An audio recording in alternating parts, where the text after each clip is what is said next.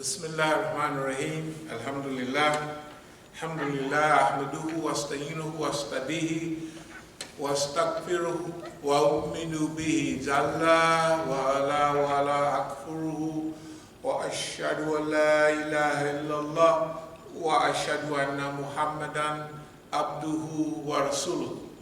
As-salahu bil huda wa dinil haq liyadhhiruhu ala din kulihi wallahu karihal mushrikun. All praise belongs to Allah. We praise Him. We seek His help, His assistance, and His guidance. We believe in Him and do not disbelieve in Him. I bear witness that there is no God but Allah, and Muhammad sallallahu alayhi wa sallam is His servant and messenger. Allah sent him, that is Muhammad, with Deen al-Haq, the religion, the way, the methodology of truth. And this way of life known as Islam will rise to its proper position in this world, whether the mushriks like it or not.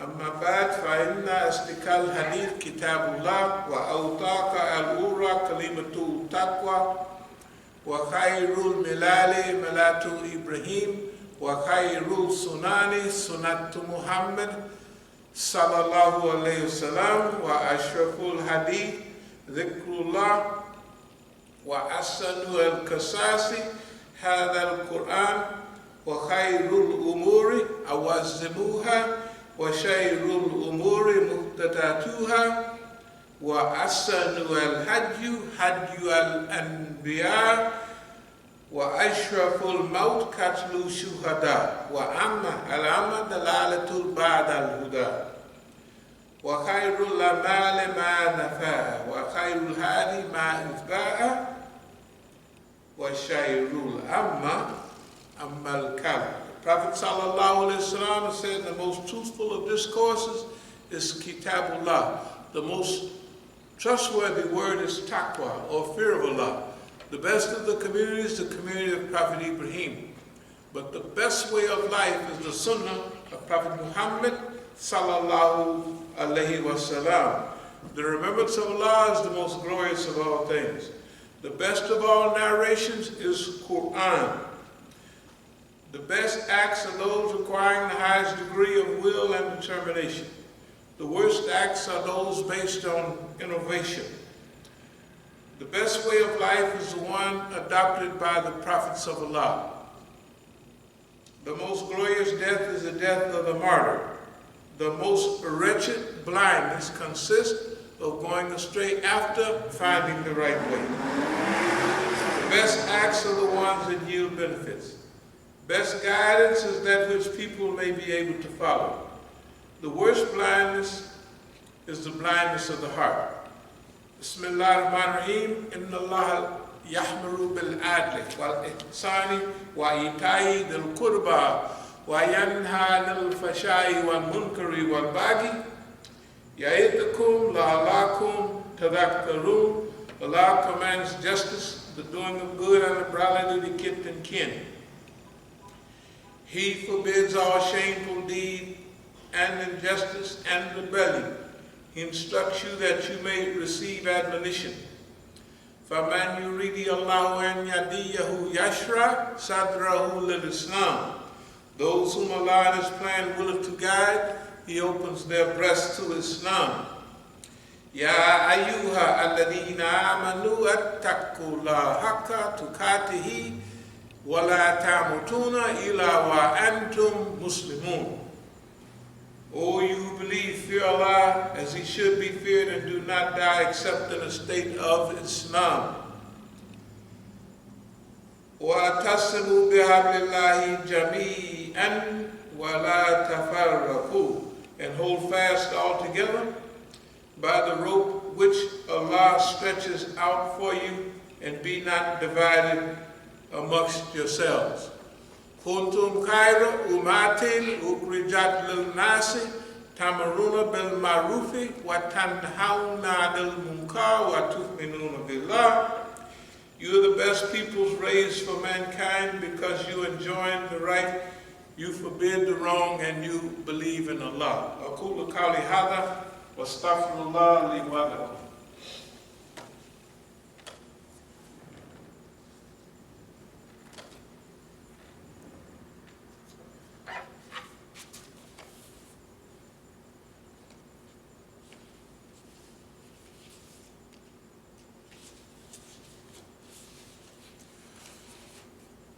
Bismillahirrahmanirrahim. Alhamdulillah. Alhamdulillah Rabbil Alameen. Wassalatu wassalamu ala khairul mursaleen. Muhammadin an-Nabi al-Ummi. Wa ala alihi wa sahbihi ajma'in. Amma ba'd, yaqulu Allahu ta'ala fil Quran al-Kareem. Inna Allaha wa malaikatahu yusalluna ala nabi. Ya ayyuha alladhina amanu sallu alayhi wa sallimu tasliman. Allahumma salli ala sayyidina Maulana Muhammad sallallahu alayhi wa sallam. Do you wonder, Bismillahirrahmanirrahim, do you wonder that there had come to you a message from your Lord through a man of your own people to warn you, so that you may fear Allah and happily receive mercy? Another ayat, very similar. Do you wonder that there had come to you a message from your Lord through a man of your own people to warn you? Call in remembrance that he made you inheritors after the people of Noah, and gave you a stature tall amongst the nations. Call in the remembrance the benefits you have received from Allah, that so you may prosper. These two ayats are repeated often in the Quran. And whenever a messenger or some warner was sent to the people, they were generally surprised that, oh, this guy, you're just like us, you're from our tribe. And even in one of the messengers said, man, we had high hopes for you. It might have been Shuaib, one of them. Man, you was the epitome of some of our hopes and aspirations. So today I ask you to bear with me a little bit, because there's a few incidents that are happening, and we want to try to bring a little clarity to them from the position that we are observing. And we read this ayat that Allah gave you a stature tall amongst the people. That means, you know, in the recent past, black people had a great stature. You know, from Martin Luther King, Malcolm X, the whole world realized that we was headed somewhere. You take, we were active during the time of the great rebellions around the world, and also the decolonization period. That was a common mentality. In Africa, it was uhuru, it was freedom and liberation from colonialism. In Asia, in Indonesia, in Malaysia, and in India, all of those countries were coming out from under the colonialism of European domination, which technically was an aberration in history. In the past, the Muslims for 14, 13, 1,200 years had ran their own business. Somewhere in the world there was a Muslim empire. Right? Up until about 200 years ago, or something like that. In fact, up until 100 years ago, we had the Khilafah, the Uthmaniyya, the Ottoman Empire. That was just 100 years ago, 1924. Up until then, it was still in power. It lost its technical power in 1918 after joining with Germany and losing World War I. But anyway, so Allah said that He wanted to make you a people tall in stature. And in those days, we were among those people. And anything you looked at, whether it's in sports, we was breaking the baseball thing, They said black people can't play baseball, and all of a sudden everybody, well, Willie Mays, they was breaking all the records, right? So people were beginning to recognize that we were technically human beings. In the political arena and the arena of struggle, by the time Malcolm X and Martin Luther King came around, they were dynamic leaders of the global, not just here, of the global restoration of human dignity to the human being. Especially talking about black people, where at that period of time, all the people struggling for liberation and freedom was people of color. All right. So right now, you know, this Quran is perpetual. So when you read this ayat about, oh, y'all think it's a big deal that somebody from amongst your own people coming to you to give you a warning, right? Okay, ain't no more prophets coming. Prophet Muhammad sallallahu alaihi wasallam is kafata and linnas. He is the messenger to humanity. He's also khatam and nabiyyin, the seal or the lock of the prophets. No prophet is coming after him. But there are people who would be like mujaddis, revivers, renewers, restorers to Islam, to the Pristine Islam. As Islam became semi-diverted and corrupted, there would be people from time to time that would come and polish it up again throughout the history of humanity in the future. Constantly coming, constantly reviving, renewing, and restoring Islam. So these ayats would be very particular at that time. Hey man, y'all shocked that a man from amongst you, look like you, talk like you. That's the period we're in right this minute. So I want you to bear with me for a minute as we begin to relate some of the things that you can see the news, and that's why we changed our subject. If you could show that picture, you could see in the news today, today they just called the National Guard into Minnesota. They armed the National Guard. They said they're fully armed and they're there to protect civil society. But the leaders and the governors and what have you say that the people have reason to be upset. But for what we know, the police and those police officers that murdered the brother on television, where everybody saw it. It was a long period. He wasn't there for like a minute or two, you know what I mean, or a quick chokehold. He had his knee on the brother's windpipe and circulation for at least 5 minutes. You could just see it. And people were saying to him, hey, to the police, and the guy had his hands in his pocket. He wasn't even, you could see that man was there for a reason.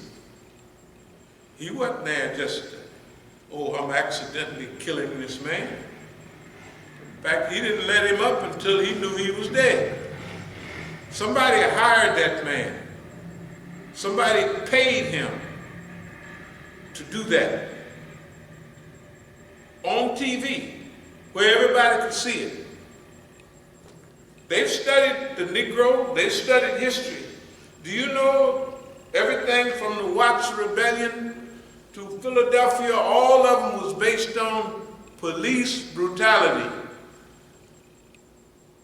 During that period, when we were active, all of the riots, they call them, we call them rebellion, were based on police brutality. The police got one of the brothers and beat him upside the head. Even Rodney King in 1990, whatever it was, right? that was based on police brutality. And the police got off. You know, it was so ridiculous. They had the police out there on the stand and they say, "Did you hit Mr. King with your club?" The police said, "No." He said his head collided. His head was going down the street and run into his club. And guess what? They said, okay, good. They let the person go. They let them all go. Right? It was so ridiculous. It's as ridiculous as this man has not been arrested along with his 3 cohorts so far. But the whole world up there is going to wherever it's going. And then, whether it was Ferguson, right, down in Missouri, wherever it was, the people know the behavior and the character of the Negro, and they're using it. We are being used right now. This stuff that's going on TV, 3 days ago, all the news was saying we're reaching 100,000 people, and Donald Trump haven't said nothing, not even a word of sympathy, right, for the people. That's all you saw 3 days ago on the news. Why? We just reaching 100,000? And he's not given a national lecture and said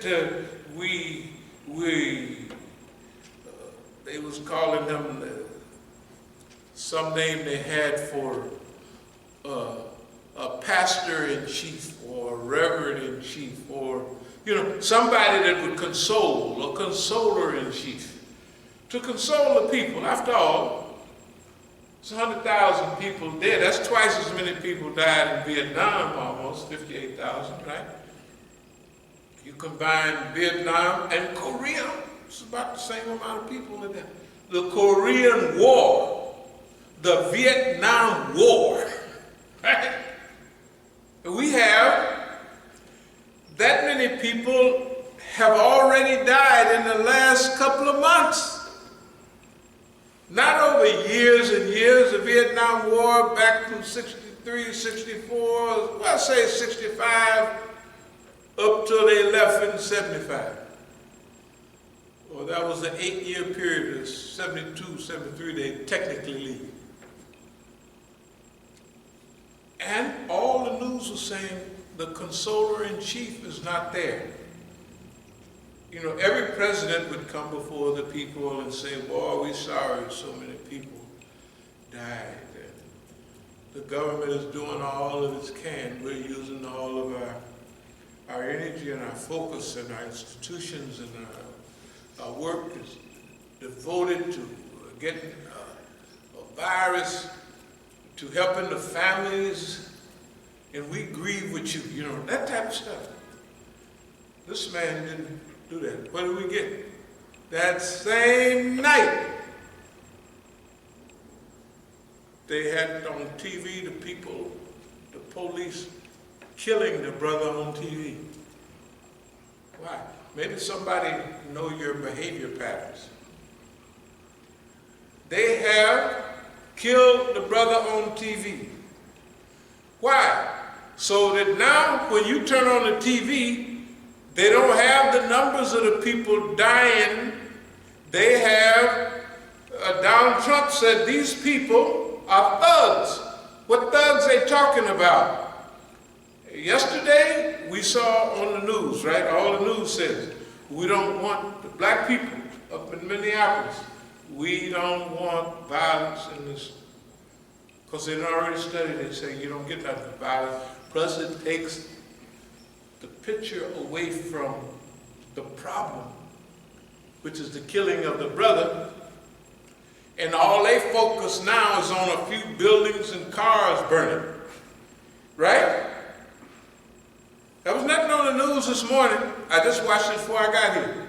There was no news about how many people dying of the virus.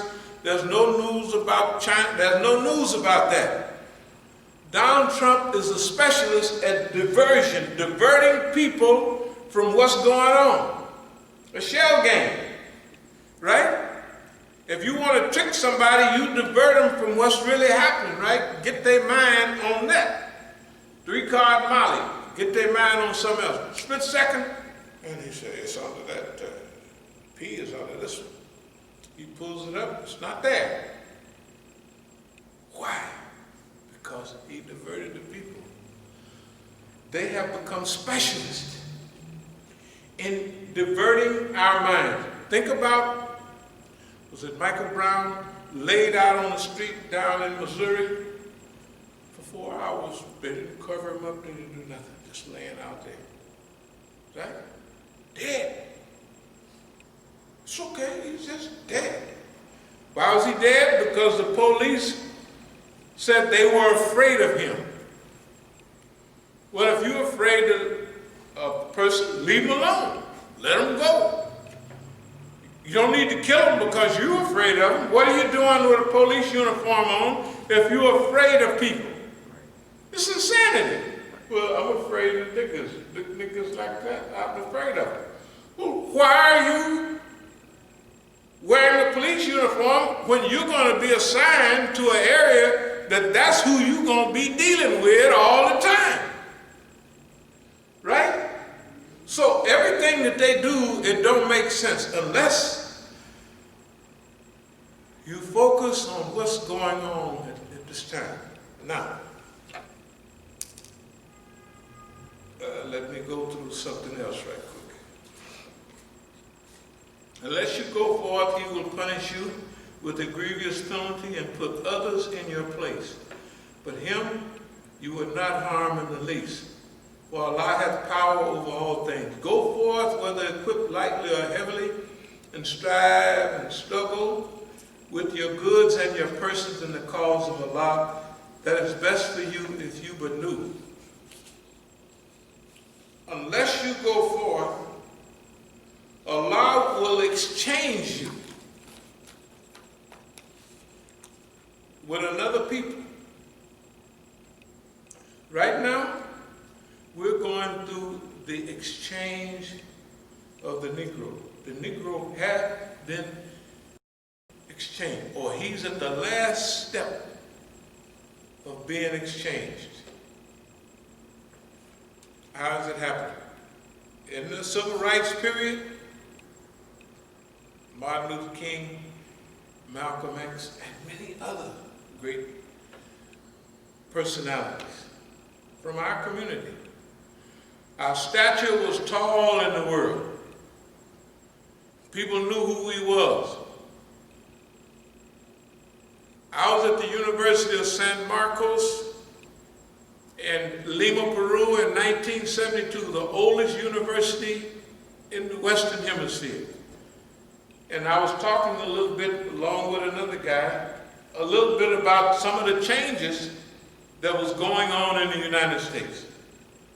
Person came up speaking perfect English, like he just lived down the street. He said, but are those changes in accord with the principles laid down by Malcolm X? They knew about us. They got books about us all over the world. They study us. People listen to our music.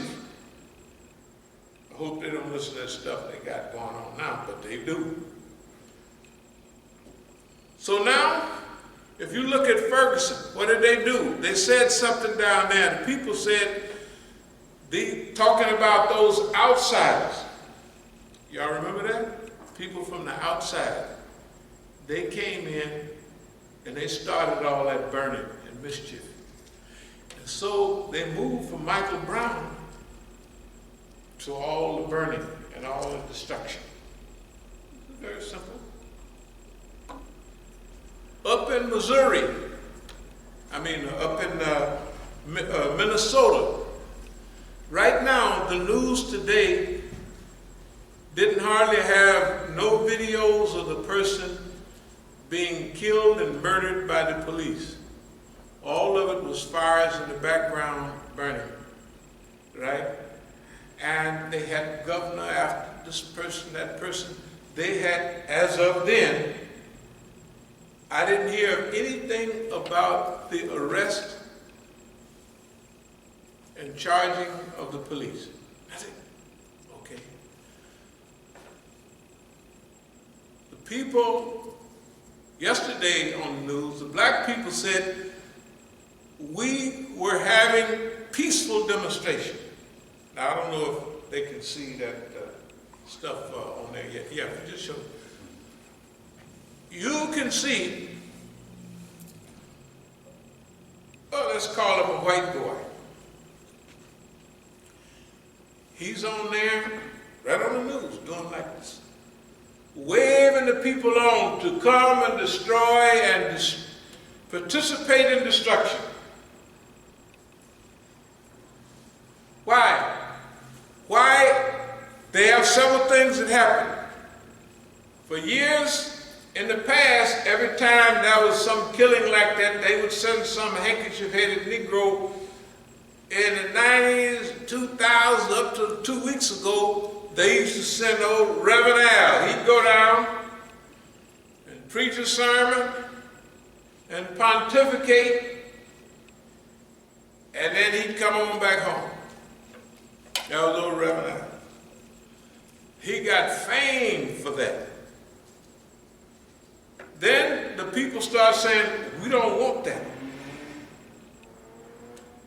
In fact, Ferguson, they was having demonstration downtown in D.C. They had, first I wasn't going. I said, them Negroes, whatever their name was, I wasn't going down there to listen to them Negroes. Then they had it broadcast on WPFW, and I heard in the background, let them speak, let them speak, let them speak. Who was they talking about? The people from Ferguson.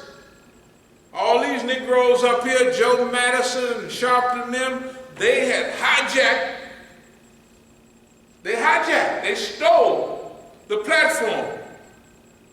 And the people was shouting, let them speak, let the people from Ferguson speak. We don't want to hear nothing from these handkerchief-headed Negroes. Of course, there was white folks all around the news talking about, well, Sharpton getting money from this corporation, that corporation, the same old stuff. So when I heard them say, let them speak, I gaffled up the family and off to the demonstration we go, because I said, oh, this one took a turn. But I wasn't going down there to watch a hijacking of the platform. They want to change the dialogue. It's easy. Divert it to violence. After 2 or 3 days, people are only focusing on the violence, not the problem. It ain't no big deal if this was, can I read y'all something? It's called the Declaration of Independence. I just want to read a little bit. When in the course of human events, it becomes necessary for one people to dissolve the political binds that have connected them with one another, and to assume amongst the powers of the earth the separate and equal station to which the laws of nature and of nature's God entitle them, and a decent respect to the opinions of mankind requires that they should declare the causes which impel them to this separation. So they got to let everybody know this is why we separate. We hold these truths to be self-evident that all men are created equal and that they are endowed by their Creator with certain inalienable rights, that among these are life, liberty, and the pursuit of happiness, that to secure these rights, the governments are instituted among men, deriving their just powers from the consent of the governed, that whenever any form of government becomes destructive to these ends, it is the rights of the people to alter or abolish it and to institute a new government, laying its foundation on such principles and organizing its powers in such form as to them shall seem most likely to affect the safety and happiness. Prudence indeed will dictate the governments established should be changed for light transient causes. In other words, this is old Tom, George, and all these Europeans. This is the Declaration of Independence. I don't want to get into the difference from the Declaration of Independence from the Constitution. But in brief, the Declaration of Independence is a revolutionary document. The Constitution is a document of control. That's why the first group of white folks, they said, we're not accepting that thing y'all got. We done fought a revolution to be free. We're not accepting it unless, and they come up with their so-called Bill of Rights. The first 10 amendments to the Constitution had to be in there before they even ratified the thing. Right? A Bill of Rights, hold it, you can't control us, because all of a sudden, just let me divert a minute. You got the Americans that fought for freedom from Britain. And like I say, life, liberty, and the pursuit of happiness. And it's a duty, it's a responsibility of any time a government is not formed and organized in order to produce that life, liberty, and the pursuit of happiness. It is a duty, it is a responsibility of those people to alter that government, to change that government, right? Yeah. Okay. That's the Declaration of Independence. Now they hooked up the Articles of Confederation. They already had the Articles of Confederation, 1775. And they fought that whole war, Revolutionary War, under the Declaration of Independence and the Articles of Confederation. That's what they call it. But after they won the war, now all the big boys down there, you know, what's the name, was the governor of Virginia, George Washington, before. Those was big time boys. Up in Pennsylvania, what's the name up there, Benjamin Franklin? He was the first American millionaire in those days. You know how much money that was in them days? Right? All these people, they put their John Hancock on there. You think any of them was poor farmers and all of that? Do you know that the Constitution at first, even white folks couldn't vote if they didn't own property? Women couldn't vote, and you know, the poor Negro, I mean, if he lived so across the street, he might be able to vote for a minute. But he wasn't going to make too much noise. But down in Dixie, he was 3/5 of a person. The white folks said, we're not going to accept that rag unless we have certain guarantees. That's where the Bill of Rights come from. They were guarantees to protect us from the government. Do you know the Second Amendment, the right to bear arms, what is it for? To protect yourself from your neighbor, from a school shooting? Absolutely not. To protect yourself from a government that gets out of line.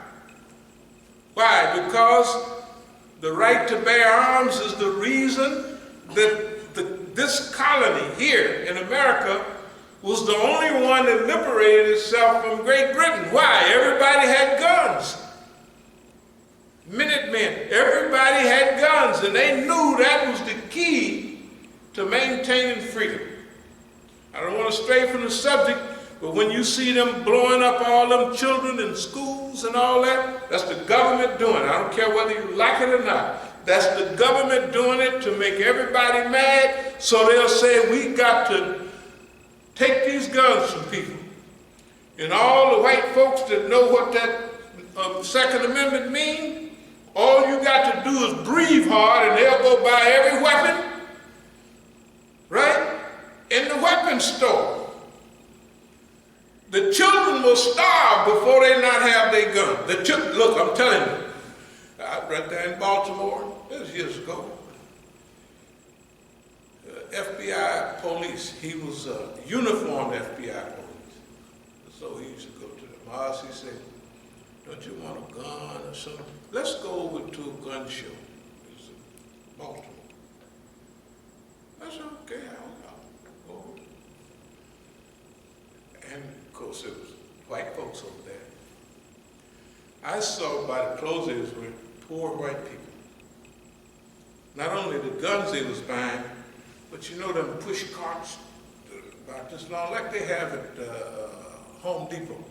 Them orange carts, they have stacked up with bullets, and they was heavy. You know how heavy lead is. They was pushing them like with all of their might. And if you can count it all, you could say, I know that's $10,000 worth of bullets. You know why? And we say, white folks, you keep buying all the weapons you can. Now, me and you as home folks, so that's the way we got to look at it now. We got to let them white folks know it's not very upstairs, not that quick. We got to let them know, homeboy, I didn't send not one factory overseas. I have not organized nothing with China, nothing with Taiwan, nothing with anybody over there. So when you start shooting, I am your brother. Remember? I know you may not like it, but me and you in this together. So you got to keep them white folks off of you. Divide, conquer, and rule. They're not that smart. A lot of the dummies are supporting Trump right now. A lot of them, not too bright white folks, they're supporting Donald Trump. And he don't know that they don't know Donald Trump and his homeboys are the ones sending all the money away. They're the cause of them being poor, not the Negro. There's no Negro sent any factory overseas. You could read the deindustrialization of America in the mid-'80s, early 80s. But they had this plan. Americans made too much money. Where I live in California, the Negroes that worked at GM and all them places was living in the hills. Out there, when you live in the hills, that means you're doing pretty good. They was making $20 an hour in 1980. 1980, they was making $20 an hour. The unions had got them having so much money, they lived like big-time hustlers, players. Some of our people just working on the job. Then, see them 3 years after that, they broke them down to $5 an hour. How did that happen? Reagan busted up the unions. Y'all may not remember that and all that stuff. I'm telling you, they made their own people, their own workers unnecessary by demobilizing them factories and sending them overseas, right? And so, you got to remember, they don't care nothing about race. Now, back to the Negro. The Negro is being, if they wanted the Negro to have freedom, he'd have got it a long time ago.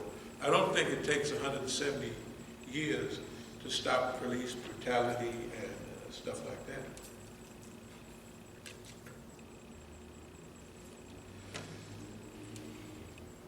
So, if we look at the world, we can see this divide, conquer, and rule, immigrant against native syndrome. How does it work?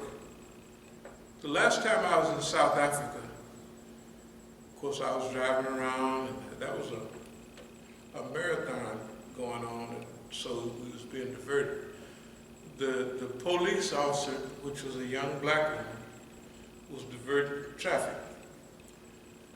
The brother that was a Muslim, a foreigner, he said, she is a born free. What does that mean? She was born at the end of apartheid or at the beginning of this right to vote. She don't have no memory of apartheid, no memory of how cruel and brutal it was. Then you can see there's a whole group of those people now, up in their 20s and 30s, say from 1990 on, around that period. They're called born frees. First thing we told the people in South Africa, hey, the ANC, they're not going to build no 5 million homes and all of that. We said, they ain't going to do that. And we was telling the Muslims what they're going to have to do in order to help rescue their country. That means that we can bring Islam from the south to the north instead of the north to the south. They didn't do that. Within a few years, the blacks was robbing all the Muslims, Indians, Asians. They was robbing everywhere. They was worse than the old Mau. They had, remember now, they armed, the people was armed because they was fighting the government. The apartheid government, they was fighting them. They was throwing them big cement blocks out in the road when you come by, and then they'd be waiting in the ditch, and they was robbing the Muslims mostly, because the other Africans didn't have no money, so they was robbing the Muslims. They missed their opportunity. They missed their opportunity. In the early days, the Indian Muslims mostly in South Africa were good people. They're the ones that helped liberate the country. The money, the lawyers, think about the names that you saw on the liberation struggle list. They had Muslim names. The lawyers were mostly Muslim lawyers, because see, under apartheid, the Indian Muslims, they had to stay in their own area, but they were lawyers, they was all of that stuff. Big businessmen, that's what they was. They spent money to help liberate the South Africans. But when apartheid come, they clung to the ANC. Now, in a Muslim family, I'll get back to the point. In a Muslim family, you might have people that was part of the ANC, the majority, and then the PAC, Pan-African Congress. Y'all remember PAC? One settler, one bullet. One settler, one bullet. That means the revolutionaries, they say one settler, one bullet. That means they wanted to take out all the white people. ANC, but the ANC won out. Mandela did a good job. He said, in order to make this country whole, we have to go through a period of, they call it forgiveness. And that was right for South Africa. If he didn't do it like that, it would have been a bloodbath, a serious bloodbath. Because the white folks had the Army, the Air Force, and they had all the police departments. Black people had most of the population, but with all that firepower, good God Almighty. Right? Okay. The born frees, right now, they don't remember any of that. The Democratic Party of South Africa, which is white folks, have gained big power amongst the born frees. Why? Because the Negroes, now I told them what the Negroes were going to do, not that I lived in Africa and saw it 1,000 times. Up until that point, no African government had gained power and really just fixed everything up and really they all stole the money, bought red Benzes and all that, yellow outfits. That's what the niggas do. They the same nigga over here, right? Pink Cadillacs and all that stuff. That's what we do, right? You think they was gonna do any different? Nobody else had, because when you out in the bush, we all brothers. But when they pass out the power and I get in that chair, that's it for you, brother, you got to go. All the ANC that fought for freedom was out in the woods. It has happened before. When we was first in Africa, the Mau Mau's, all heard of the Mau Mau's in the 50s, and when they got freedom in 61, and Kenya, Jomo Kenyatta, which was Kikuyu himself. You forgot about the brothers. When we got there, like in 71, if you wanted to find Kikuyu, the Mau Mau's, they was highway robbers. Why? Because the government, we got power now, we don't need y'all, we ain't got enough to share all of this. We got enough money to share this right here and a few more dollars with my homeboys. We ain't got for all of y'all. That was a rule in Africa. It's still basically a rule, but they're making some progress. Here in the United States,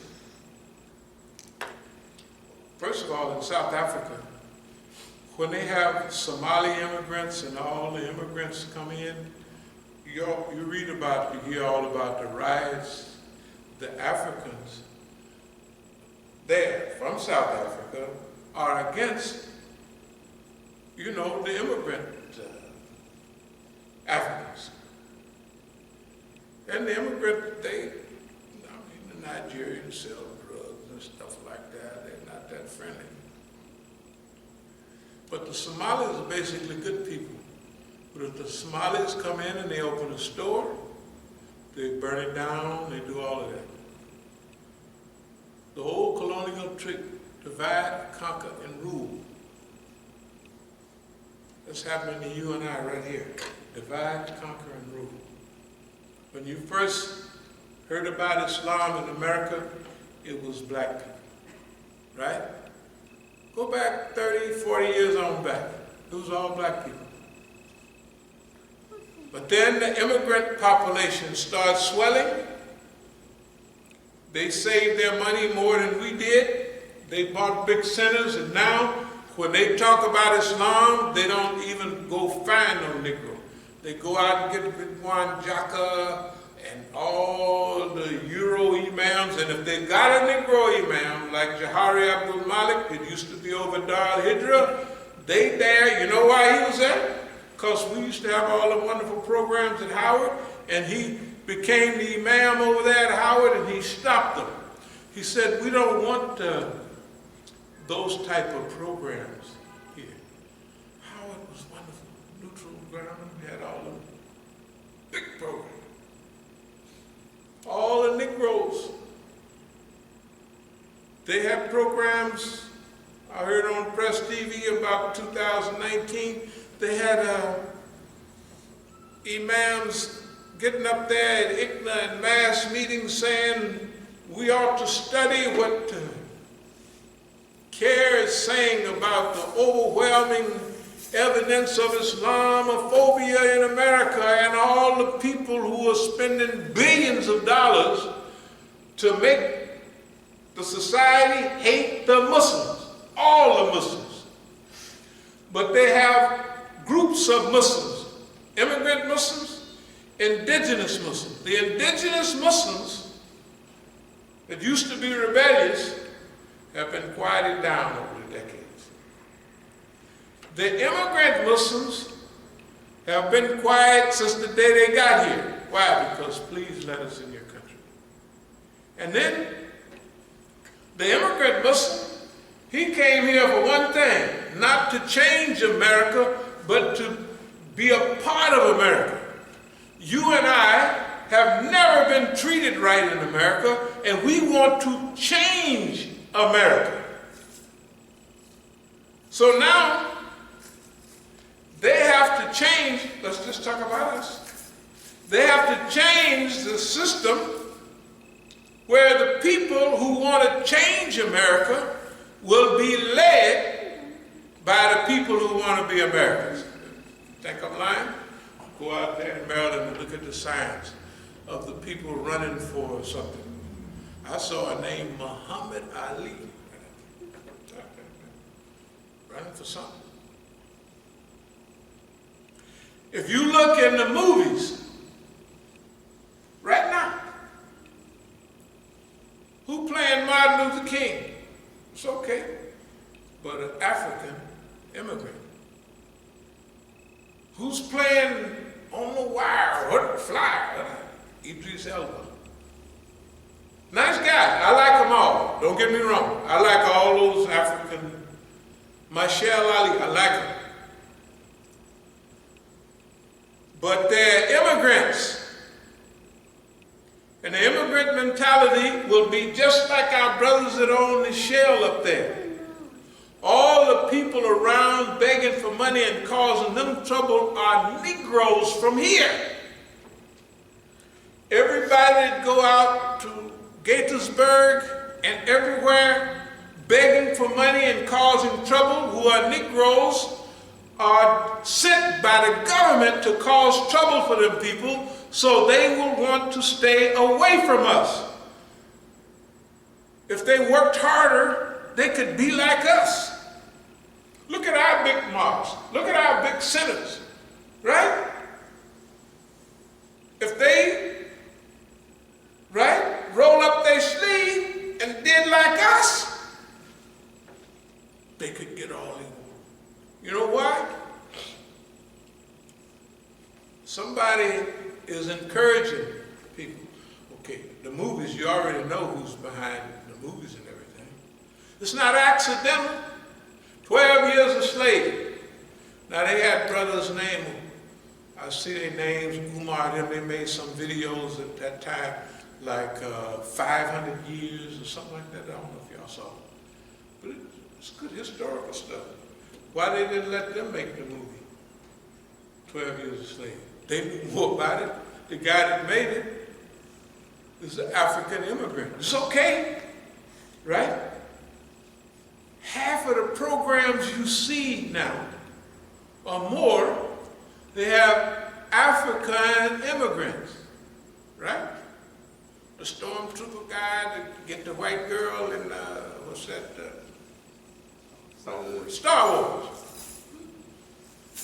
You see him on TV, and he's telling you, yeah, well, for my accent, I had to practice this and that to talk American. On the football program, America or something, the high school guy out there in LA, I thought he was a Negro from here. Absolutely not. Saw him on TV the other day. He was talking about how he would have to change his accent to sound, I said, that's an LA accent. How did he do that? How Idris Elba, how everybody. Look, it's a replacement. What they would always do in colonial period, they would give the minority tribe power. Yeah, all the missionary schools, the education, they got the minority tribe. That's the first thing we learned in colonialism. That's why it's so much fitna in Africa, because 50 years ago, the educated class was all from the minority tribe. And the majority now is going to take power because we got this show going on, right? So that's why it would be mass slaughters and mass murders, because the minority tribe in colonialism was the educated crew, missionary school, y'all remember that? After liberation come, the majority tribe were going to take power. So who's going to try to stop them? The minority tribe. Divide, conquer, and rule. In America, dear brothers and sisters, you almost replaced. It's close to being replaced. By who? First of all, in Islam, you've already been replaced by the immigrant community. And the immigrant community want to be, at first, it was all brothers and everything. Now they want to stay far away from you as they can. The immigrant community. They don't want you around. If you talk like me, you're not going to be around. Remember the years ago, all the big demonstrations? We were the star of the show, but not now. Why? Because they're begging to be a part of the system, no matter how bad the white man treat them, right? No matter how much Islamophobia, if we just can be a little better Muslim, we'll show them how good Islam is, and then they will know that we are like them. That's what they say. That's what they say in everything. Now, what does that have to do with you and I? In Africa, South Africa, the ANC mess up so bad that they are being replaced by white-supported, right, born frees. Africans, immigrants that come here, they don't have slavery in their history. And if they keep their head down and just drive their cab, get their stores, right? When they get their stores, guess who's going to be outside messing up for them? Me and you. They're going to begin to look at us different. They the same color, same everything. They may be from Sudan, it don't make no difference. There's an arranged picture of who we are. We are in the third stages of being replaced on that level. How do we do it? Very simple. Give Negroes the pass. Martin Luther King, Malcolm X, right? See the new Malcolm X thing? We know the guy, that's a long story. Other people here know too. Give us the past. Right? Do you ever feel like they're trying to push us back 50 and 60 years ago? Of course they are. But give the future to African immigrants. And you think they're not going to start winning elections? Why are they going to start winning elections? Because somebody's going to help them out. And then pretty soon, we will be in argumentation with people who look exactly like us.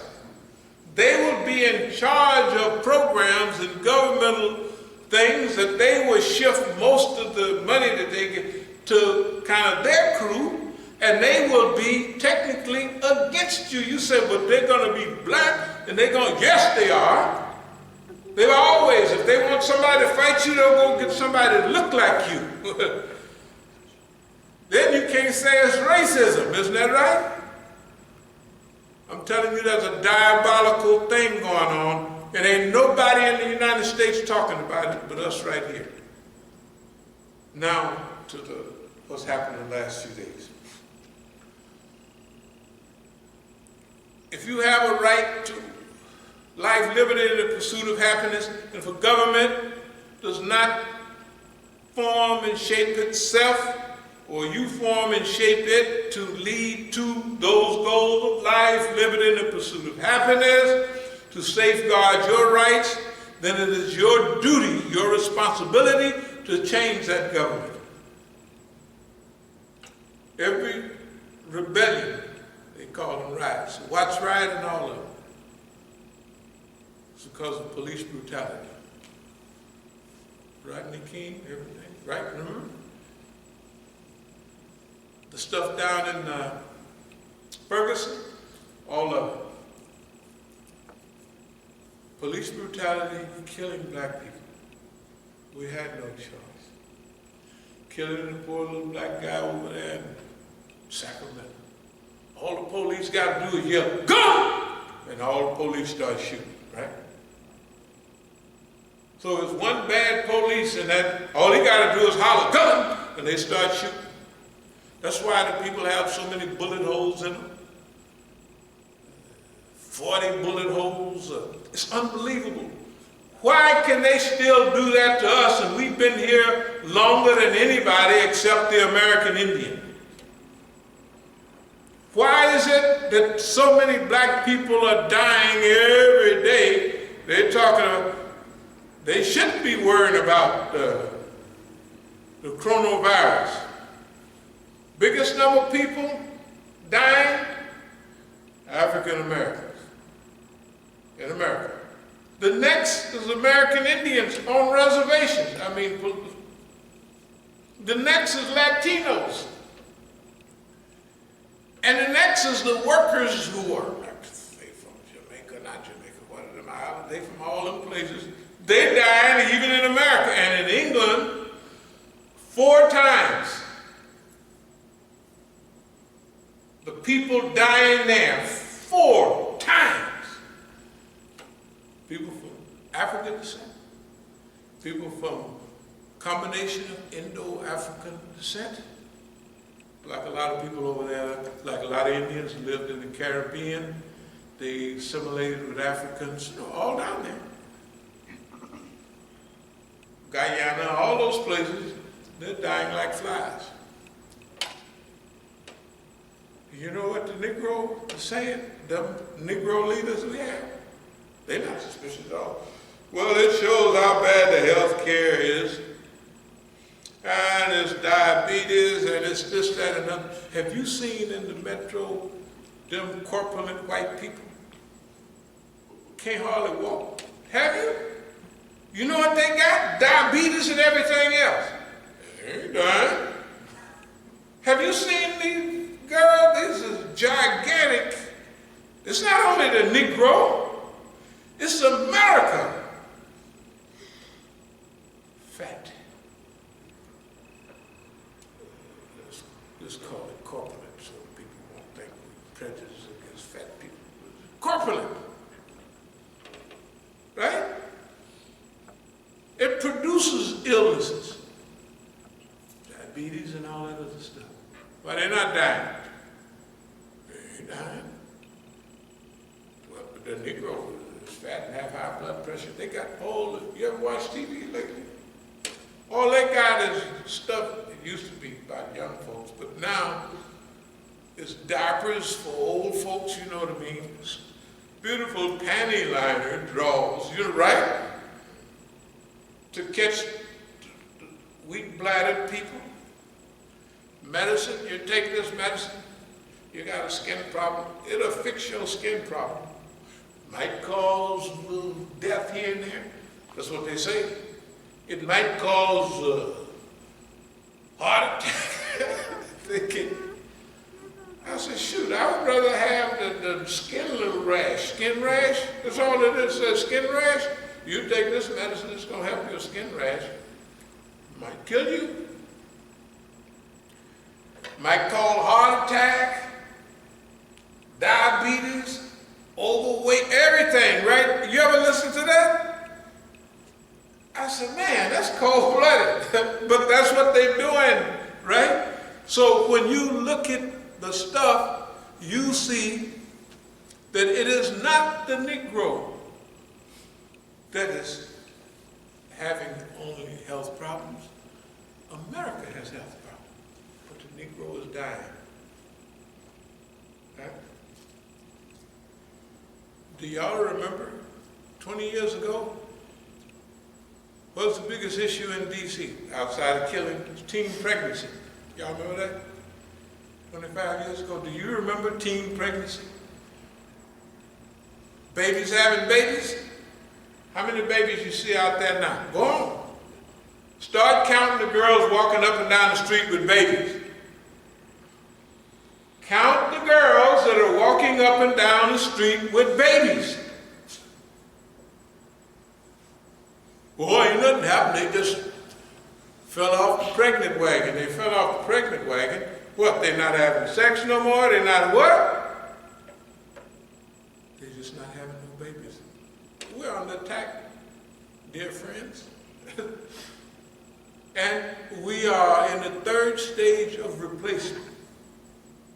If you don't go forth, Allah will replace you with another people. Right? We're being replaced. The Negro, the American Negro, has always been on the endangered list. Okay. All the Negroes you see on TV, Empire and all that, boy, they have big money out there, and they have power. Is that true? It ain't true at all. If a Negro try to get some money, suppose they get a new industry, rap music and all of that. Pretty soon, the biggest boys in rap is dead. Biggie Small, Tupac, man. What happened to them? East Coast rappers, West Coast rappers, divide, conquer, and rule.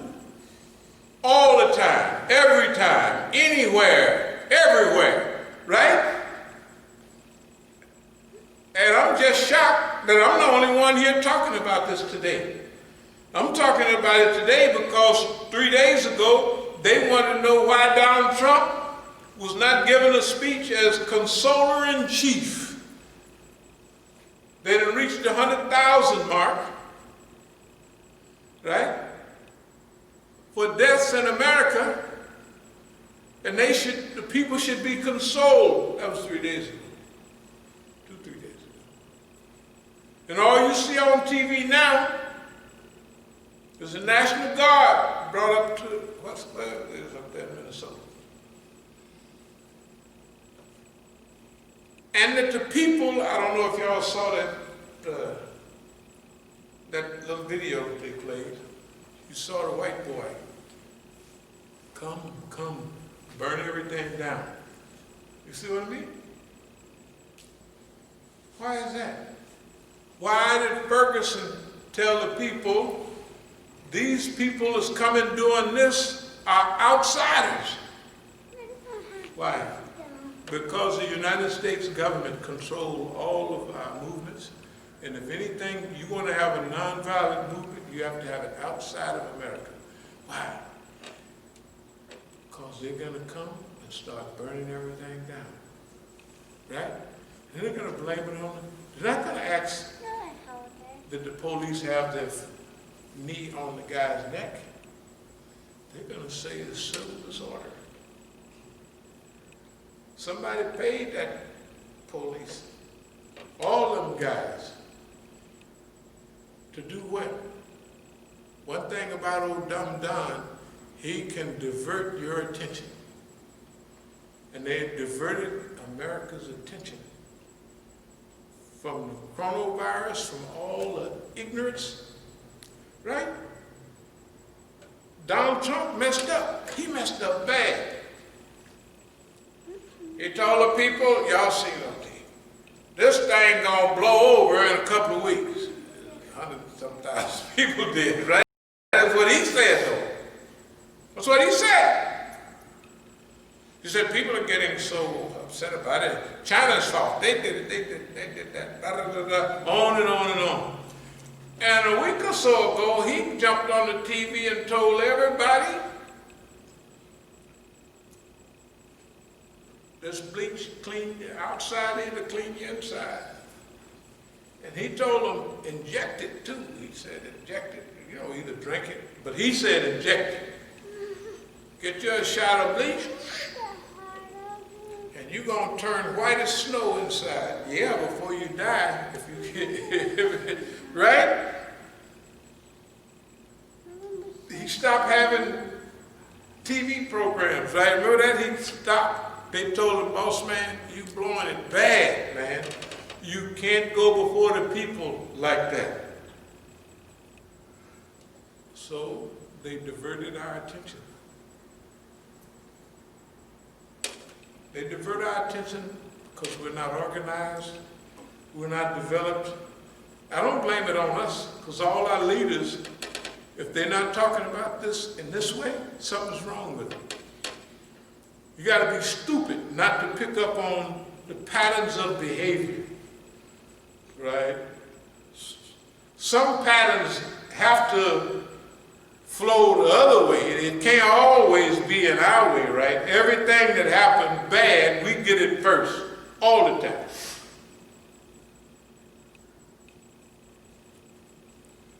And if they've been shooting Negroes and hanging them and burning them and lynching them for 170 years, they don't need no more time. If you got a problem that long, either they ain't fixing it or they don't want to fix it. And then, at the same time, they want to divert it and then they blame it on you. It's the Negro's fault. Yes, it is. And then remember the picture that the immigrant has. This is the land of opportunity. So they've given all the parts to immigrants. We're not against them, they are our brother. But do they know what's happening? Do they understand how diabolical boss man is? Do they understand? Or do they care? You gotta remember, the people is being manipulated, they may not know. Or a few people may come to them here and there. It's a national project and say, hey, why don't you run for chief of this county? Right? He says, sure, I'll run. I'm a lawyer, I'm a this, that, and other. I'll do it. Suppose that's a national policy. When they run against Johnny Boy or Bertha, they ain't gonna have but the money they can hustle up, but the other people are gonna have a secret fund, right? When they wanted to get Obama the president, the first go around he raised $600 million, a Negro, and the second time $1 billion, a Negro. All Negroes can raise $100 billion, $100 million. Can't you? There's freedom of speech, press, and religion. You had a freedom to run for Congress, right? So if I give you 25,000 and my neighbor give you $25, who you going to listen to? Huh? You had a freedom. In other words, dear believers, we're going to close with this because, and we apologize for not a haphazard subject, but it was an emergency subject. I just watched the news an hour or two ago. I said, I'm going to change what I was going to talk about. And I did. So I hope that it made a little sense. But systematic oppression, stormtrooperism, Islamophobia,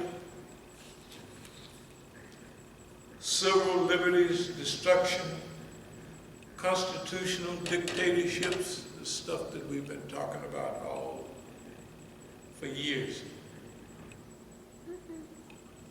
But we want you to begin to psychologically and physically defend yourself. And from a religious position, you should be prepared to listen to people that have your interest at heart. If you you don't know by now that the United States government, the Zionist state of Israel, and Saudi Arabia is your enemy, and they're going to work in harmony with each other to destroy Islam,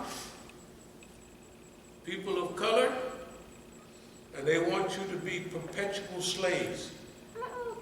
They're going to continue to bomb and destroy our countries, Syria, Iraq, Afghanistan.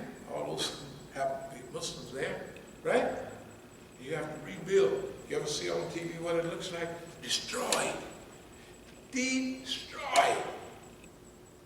Flatten out. Rubble. Bricks everywhere. Rubble. Bricks everywhere. And we're the bad guys. The terrible Syrians. The terrible Iraqis.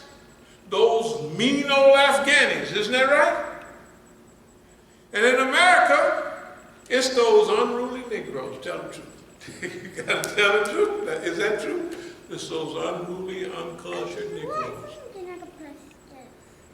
There's a problem. That means somebody is running something and getting by with it because we remain silent. So right here, what we want y'all to do, those of you that are listening, if you don't want to do nothing, you help us do it. It's got a number on there and they got all the addresses. Make sure you get us something to help us out. Because we're going out anyway. We're not going to sit here and just have boss man stick his foot in our behind and our ears urinate and our ears do anything he wants. No. Everybody else can. They can take their job and be happy with it. We're not going to do that. We need your help. If you think what we said was true, then try to get with us the best way you can. If you don't want to do it, send us something. We'll take care of it. Don't worry. We'll always seek that refuge from anxiety and grief. We seek that refuge from lack of strength and laziness. We seek that refuge from cowardice and niggardliness. We seek that refuge from being overpowered by debt and the oppression of men. We'll allow suffice for what is lawful, keep from us what is prohibited. With thy grace, make us free from want of what is beside thee. Amen.